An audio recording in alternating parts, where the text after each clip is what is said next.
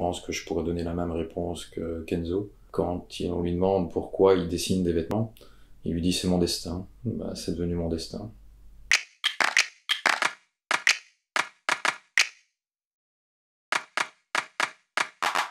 Étienne Olof. Je suis né à l'Aube en 1965. Je suis architecte. Laurent Remersch, je suis né à Ath en 1971 et je suis architecte. Depuis 94. On peut dire que je suis architecte depuis 1988-2, parce que je pense que c'est à peu près en troisième année que j'ai compris ce que ça voulait dire. Ça veut dire commencer à réfléchir à l'espace et comprendre que ça a un sens. Ne pas simplement appliquer des recettes d'images, de l'iconographie, mais plutôt penser l'espace.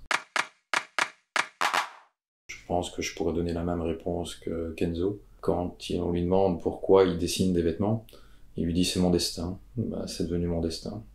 Alors là, c'est une bonne question, parce qu'à mon avis, je suis assez sensible au contexte, qu'il soit rural ou bâti. Je suis sensible aux personnes, et je suis peut-être sensible aux phénomènes qui sont en train de nous traverser et de nous poser beaucoup de questions. Je parle ? Vas-y. J'y vais ? Vas-y. Bah, il y a quelques grands principes quand même, des choses qu'on a comme ça, un peu comme fibre commune. Je pense que l'économie de moyens, elle est déclarée ouvertement à la base. On tient à ce que les projets fonctionnent. Alors ça veut pas dire que ça se résume à ce que ça fonctionne. Fonctionner, ça veut dire que ça répond à des besoins, mais aussi à des aspirations. Il y a les besoins qui sont la réalité du quotidien et qui sont évoqués dans des programmes, de manière parfois froide. Et puis il y a les aspirations qu'il faut interpréter. Donc c'est un peu une combinaison de ces deux éléments-là. L'économie de moyens est une constante, je pense. C'est une réflexion qu'on a toujours. Comme ça, quand on travaille ensemble, on se dit toujours comment faire le plus de choses avec ce qu'on nous met comme moyens disponibles. On va vers le plus, on essaye de donner le plus, le maximum de choses. Et ça, on continue à le faire à peu près dans toutes les situations.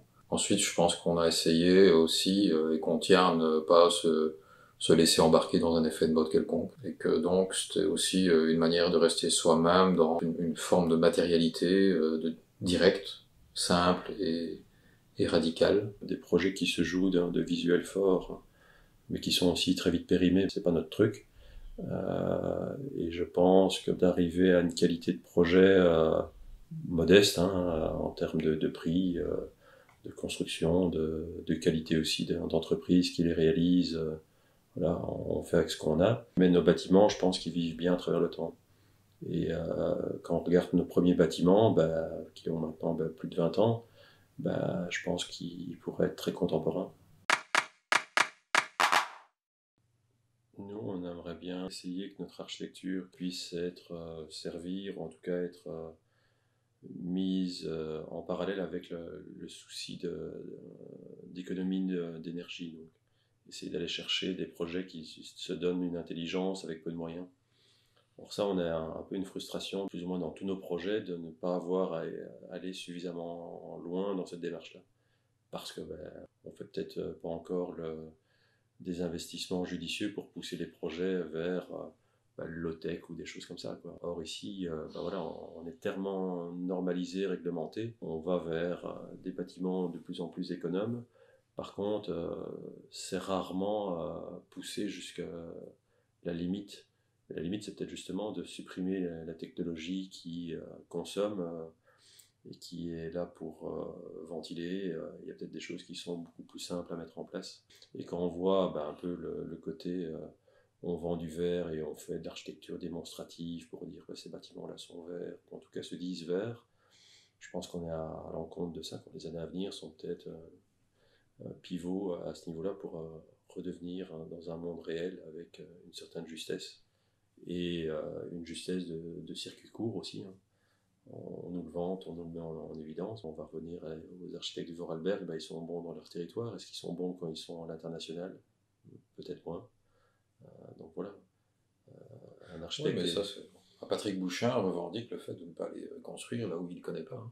S'il dit, moi, si je connais pas la situation, je peux pas être pertinent, je peux pas être juste, je comprends même pas comment on puisse se prétendre tout le temps capable de réagir dans toutes les situations, comme si c'était une espèce de don.